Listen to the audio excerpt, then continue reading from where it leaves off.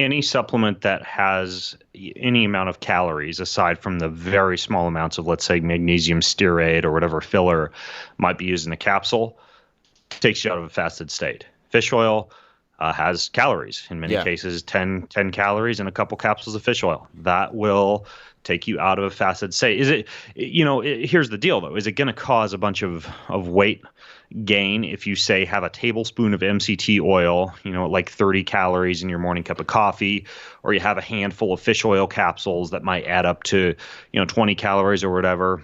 No, it's not that big of a deal.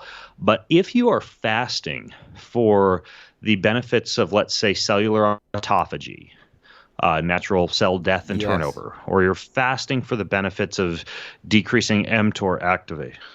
If you're fasting for the purposes of health, cellular autophagy, decreased mTOR activation, circadian rhythm alignment, anything like that, then it seems that any amount of calories can disrupt that cycle. You don't want to get too orthorexic though, right? Like I use glutathione, and it's a liposomal glutathione, and that's got a little bit of oil in it. I use sometimes phosphatidylcholine, which is really good for my cell membranes. And if I've been traveling a lot, I know I've been exposed to a lot of solar radiation, et cetera, that's a supplement that I use that's in an oil base.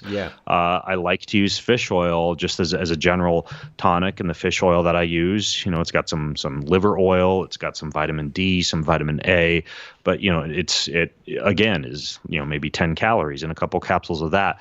I really don't give a shit about that small number of calories that is giving my body a huge benefit when I consume those in the morning, even if I'm planning on fasting until lunch. And one of the things that I've found really hard with not so much intermittent fasting, although that a little bit, but also kind of a keto or a low carb diet, is rehydration.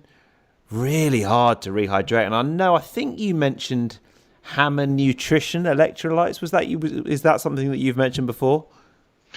Well, there are companies like Noon or Hammer that will make effervescent electrolyte tablets. Those are typically flavored with sesame oil and maltodextrin, and those are about 30 calories a tablet. And so if you're relying upon those as your primary salt source and you're fasting, they could kind of get in the way of the process if you're doing a lot of them.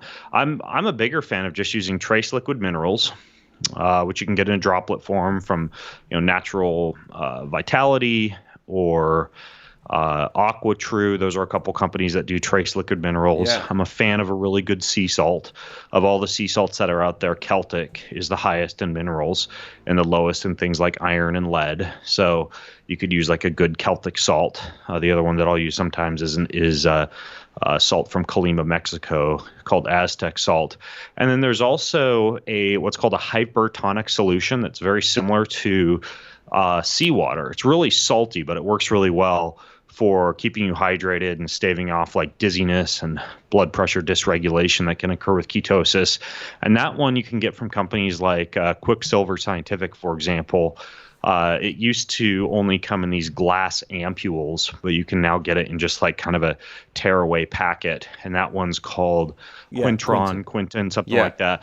That works pretty well too. So there's a few ways to skin the cat, but ultimately I'm a bigger fan of just the mineral drops or salt or these little mineral packets versus doing like the electrolyte tablets, which are a little bit more calorie based.